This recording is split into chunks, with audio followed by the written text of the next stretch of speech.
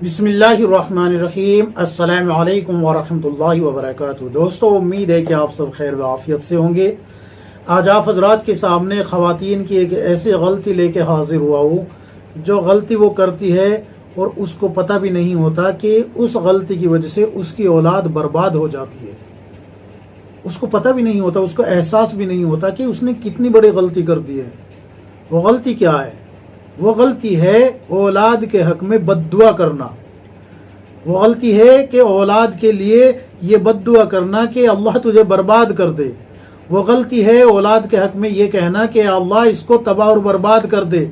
कई औरतें ऐसे पल्ले उठाती है तो अल्लाह के सामने फैलाती है, ऐ अल्लाह जैसे इसने मुझे दुखी किया है, अल्लाह तू भी इसको बर्बाद कर दे। इस तरीके से बद्दुआई देती है औलाद को। और जब ये औलाद बर्बाद होती है तो फिर माँ जो है आमिलों के चक्कर काटती है। मेरे बेटे का काम नहीं चल रहा, वो शराब में मुलव्विस हो गया, पहले तो बड़ा ठीक था, बीवी की बात भी मानता था, मेरी बात भी मानता था, आज तो सुनता ही किसी की नहीं, आज तो घर में ही नहीं दाखिल होता। पहले कारोबार भी अच्छा करता था, आज वो कारोबार में भी उसका दिल नहीं लगता, जो चाहे कर लो उसी में लॉस होता है, घाटा होता है। तो ये सब जो है आपके खुद के बोए हुए बीज होते हैं, जिसको जो है आपकी औलाद बद्दुआ की शक्ल में और अपनी बर्बादी की शक्ल में काट रही होती है। इसलिए अगर आपने अपने बेटे के हक में, बेटी के हक में, औलाद के हक में बद्दुआ की है तो अभी अल्लाह ने मौका दिया है, आप अपनी उस बद्दुआ के हक में तौबा करें, अल्लाह से माफ़ी मांगे, अल्लाह से माफ़ी मांगे और औलाद के हक में दुआ करें। देखिए, अल्लाह के रसूल सल्लल्लाहु अलैहि वसल्लम ने फरमाया कि 3 शख्स ऐसे हैं, 3 हस्ती ऐसी है जिनकी दुआ कभी रद्द नहीं होती।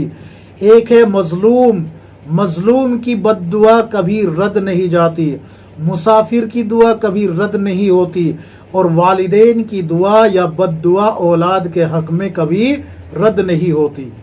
अगर आपके बेटे ने आप पे जुल्म किया है और आपने मजलूम बन के अल्लाह के सामने झोली फैला के बद्दुआ की है तो आपके बेटे पे जो बर्बादी आई है ये सिर्फ आपकी वजह से आई है।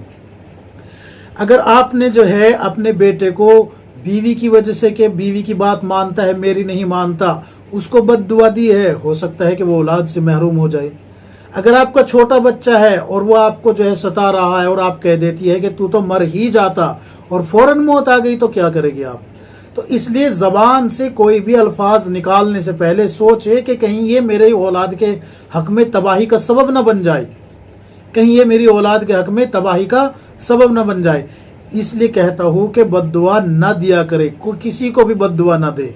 अल्लाह के रसूल सल्लल्लाहु अलैहि वसल्लम रहमतुल लिल आलमीन ने आप सल्लल्लाहु अलैहि वसल्लम को इस दुनिया के अंदर तमाम नबियों में सबसे ज्यादा सताया गया है, सबसे ज्यादा डराया गया है। और साहबा इकराम ने कहा, या रसूलल्लाह अब तो इनके लिए बद्दुआ कर दीजिए।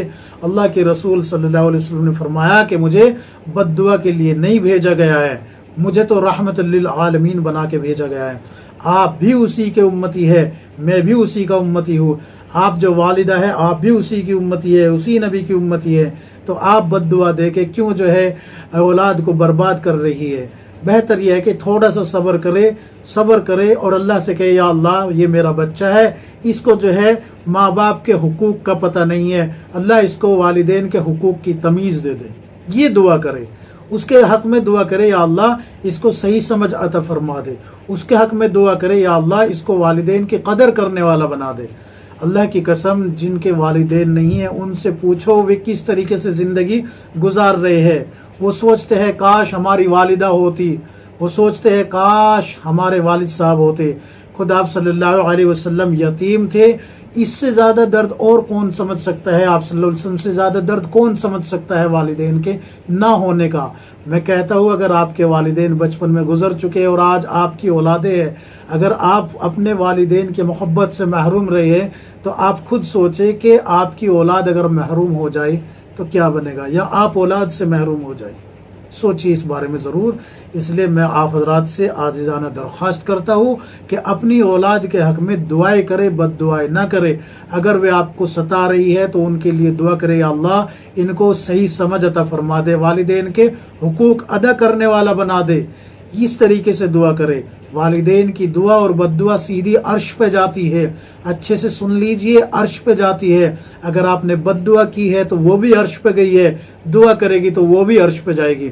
अगर आप उनके लिए हिदायत की दुआ करेगी, उनको तरक्की और कामयाबी की उनके हक में दुआ करेगी, तो इंशाअल्लाह उनको हिदायत भी मिलेगी और तरक्की और कामयाबी भी मिलेगी।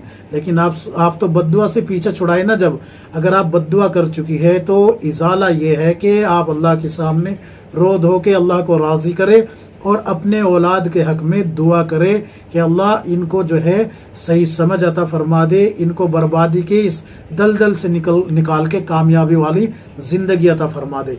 इस तरीके से दुआ करे। उम्मीद है कि मेरी बात पे आप अमल करेंगे। अल्लाह तबारक व तआला हम सबको किताब और सुन्नत के मुताबिक जिंदगी गुजारने की तौफीक अता फरमाए। आमीन या रब्बुल आलमीन।